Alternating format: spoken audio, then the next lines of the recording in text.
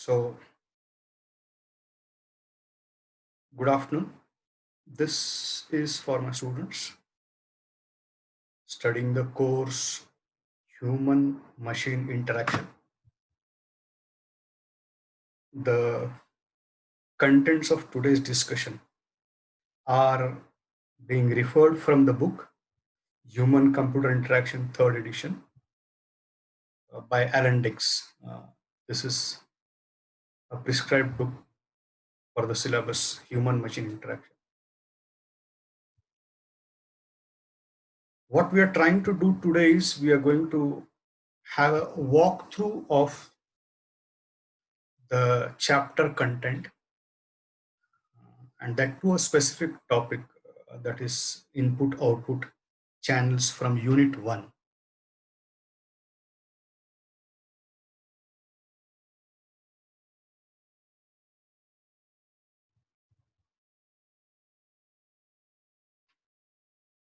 So this is the topic name, input output channels.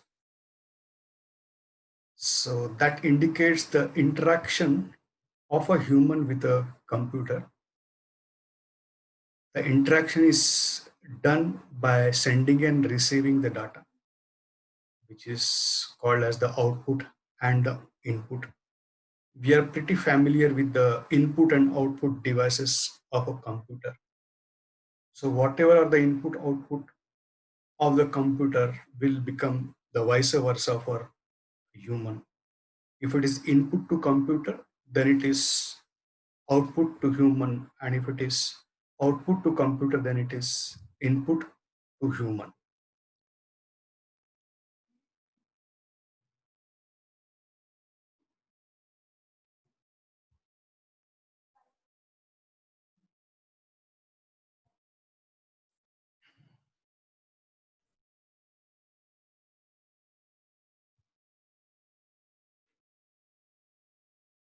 Input in the human uh, happens through senses, and output happens with the help of effectors. And we are all familiar with what are the five senses in a human. They are sight, hearing, touch, taste, and smell. From our perspective, human machine interaction perspective, the first three senses of sight, hearing, and touch will be used as for the IO channels. Taste and smell are not explored. Similarly, effectors include limbs, fingers, eyes, head, vocal system. And we know that fingers are the primary role players while interacting with the machine, because we are either handling the mouse or a keyboard. We may also use voice as an input. Eye and head positions are also can be used. So the conventional machine or desktop will have a mouse, will have a keyboard, will be using GUI, graphical user interface, lots of menus, icons, and windows will be making use of. And the interaction with the system is primarily through sight, eyes. So what is appearing on the screen will be processing it, and accordingly will be using our effectors for further action. But there are other ways also, like we may listen some sound like beep. Their ear also can use can be used as a sense for interaction with the machine. Touch also plays a major role because we get feedback like tactile feedback when we press the keys on the keyboard or a click of a mouse, we get some sound.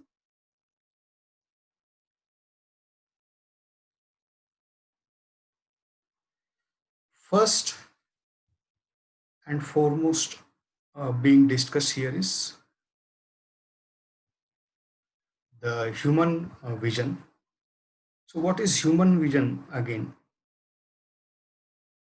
So, this is the physical and perceptual abilities, okay, and the visual perception. has two aspects. First, we are receiving the physically we are receiving the stimulus from the outside world. Then we are processing and trying to interpret that stimulus.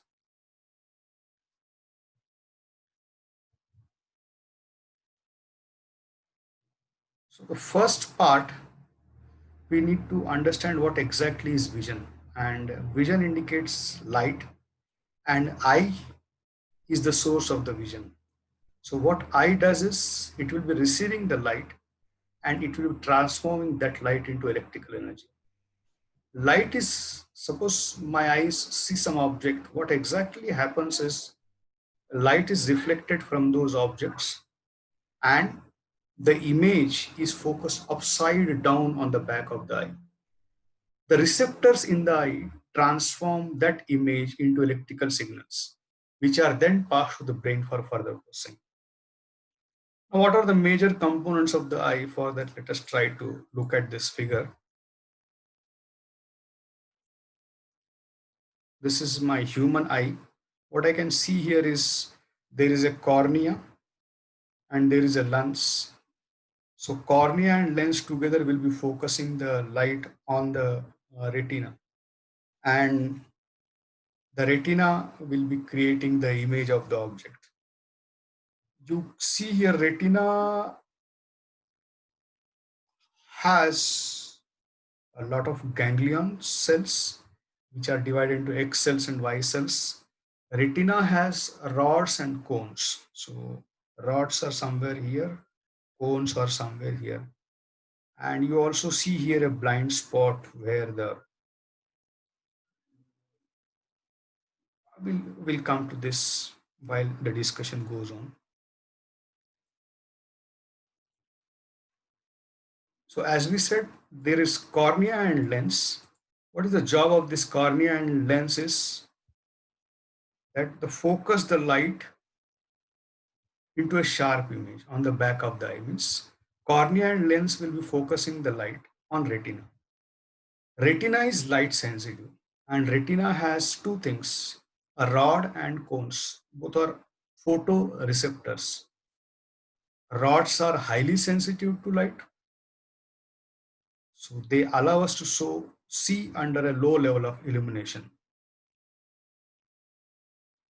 One, sometimes we face temporary blindness whenever we go from a darkened room to a sunlight.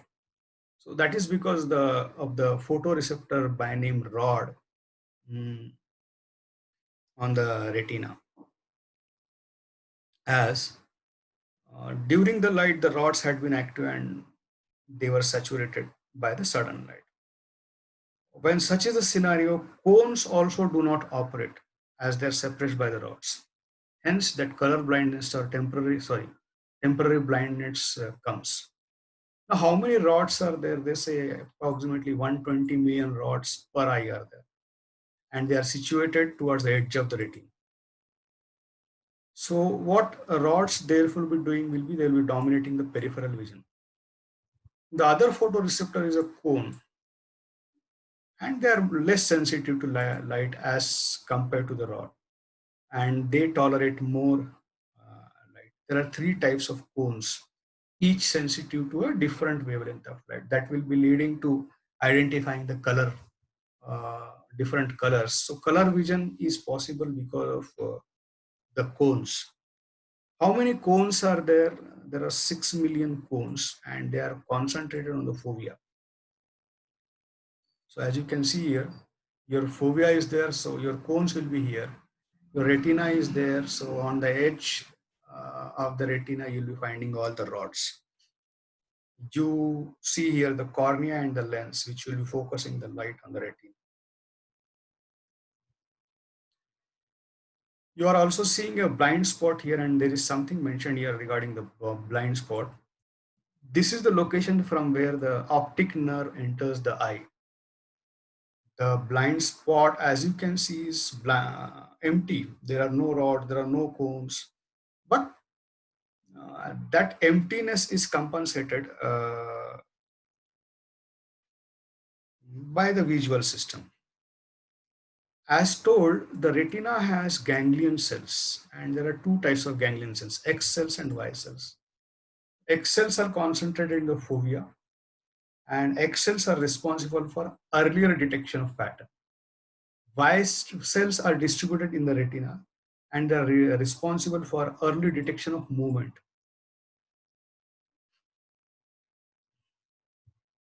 So coming to the visual perception. So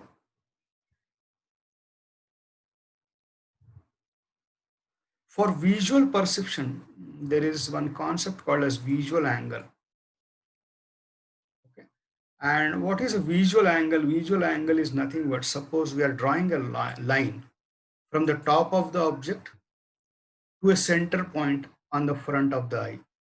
And there is one more line, which is again from the bottom of the object to the same point. So there will be a visual angle which will be created between these two lines. So visual angle is dependent on what? It is dependent on the size of the object as well as the distance from the eye of that object. Suppose there are two objects and they are at the same distance, then the larger one will have the larger visual angle. Similarly, suppose there are two objects of the same size, but they are placed at different distances. The furthest one will have the smaller visual angle. As you can see here, this is the top of the object, this is the bottom of the object. There are two lines drawn and both are coming at a same point on the eye, and there is a visual angle which is created. And as told, if the objects are of the same size but they are at different distances, they'll be having different visual angles. But if the objects are of different sizes and at different distances, they may still have the same visual angle. This is the case here. So they are the different sizes and they are of different distances. So there's a scope that they may have the same visual angle. So how it is measured in degrees or minutes of arcs, where 1 degree is equal to 60 minutes of arc. There is one more term which we need to understand is visual acuity. It is the ability of a person to perceive the finer details.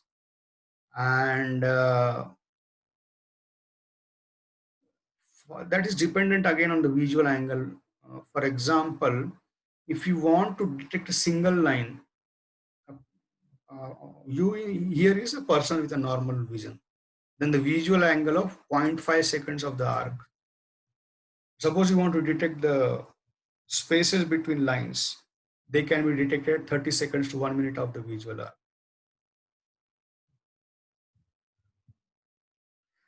You also need to understand a term called a law of size constancy.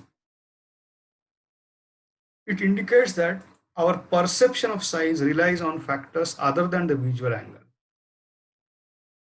Uh, for example, as the distance increases from our eye, we'll not perceive the object as smaller because we know the size of the object. That's what is the law of size constancy.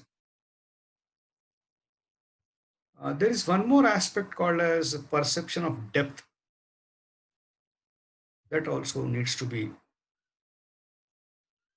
uh, used for again perceiving the object properly, its size and everything.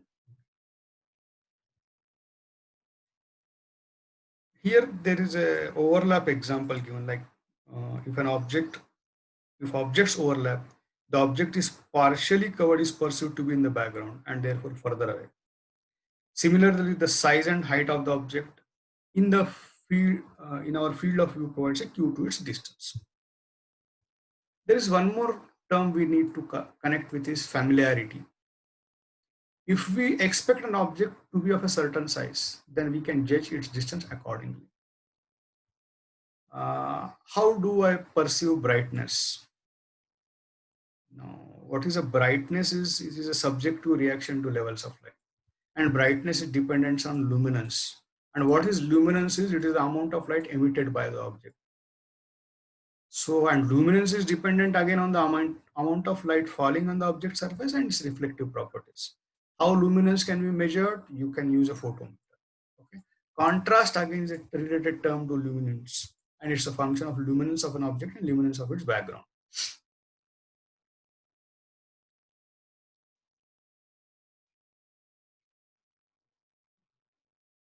There is one more term called as a flicker, which we all know the meaning of that. For example, there is a switch on and switch off of the light going on rapidly. Then we feel that the light is constantly on. But if the speed of switching is less than 50 hertz, then we identify the flicker. If there is high luminance, then the flicker can be perceived at over 50 hertz. Flicker is more noticeable in peripheral vision. It means that the larger the display, the more it will appear to be flicker. Now, how do we perceive the colors? Okay.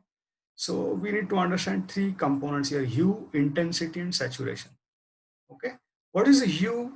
That indicates the spectral wavelength of the light. For example, blue has short wavelengths, green has medium wavelengths, red has long wavelengths.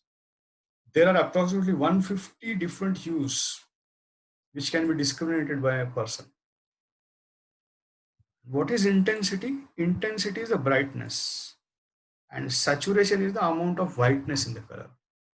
So you have three terms here for perceiving color: hue, intensity, and saturation. And saturation is amount of whiteness in the colors. So when I vary intensity and saturation, then nearly 7 million colors can be pursued. But there is a limitation for a human eye. So we can pursue max 10 colors. Now, how do we pursue color? Because cones, which are photoreceptors and part of retina, they are sensitive to light of different wavelengths. And there are three different cones, each sensitive to a different color, that is blue, green, and red. So color vision, that's why is best in the fovea, because cones are concentrated at the fovea, and worse at the periphery because rods dominate at the periphery. We also know that nearly some percent of males and some percent of females suffer from color blindness, as they are unable to discriminate between red and green. I'll directly show you a figure. What you're seeing here, I'm pursuing this number as 1 and 3. But when I look here, I'll be pursuing that now this number not as 1 and 3, but this is an alphabet B. Similarly, when I see here, I know that it is 3 here. So this is what is interpretation and perception magics, I call. There is one more here, example of Muller-Lyer illusion. So if I ask you which one is longer, anybody will say this one is longer and this one is smaller. But again, the book says both are of the same size. The way it's convex visibility, hence it is perceived as bigger. There is something called a Ponzo illusion also here. For example, which one is bigger here? Again, the answer is, by looking at it, it seems this one is bigger, the upper one is bigger, this one is small, but both are of again the same size. So that maybe because of the distance effect, the Ponzo illusion comes.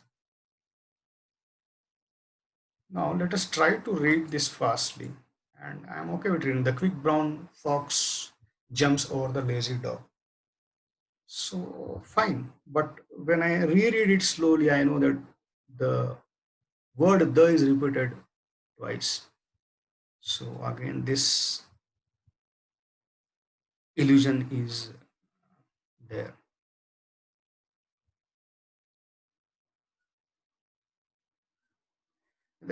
All these examples, what they indicate is visual system compensate and sometimes overcompensate to allow us to perceive the world around us.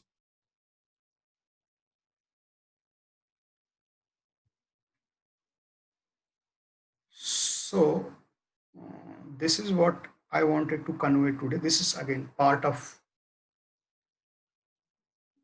the unit 1. I'll be producing short videos and sharing with them.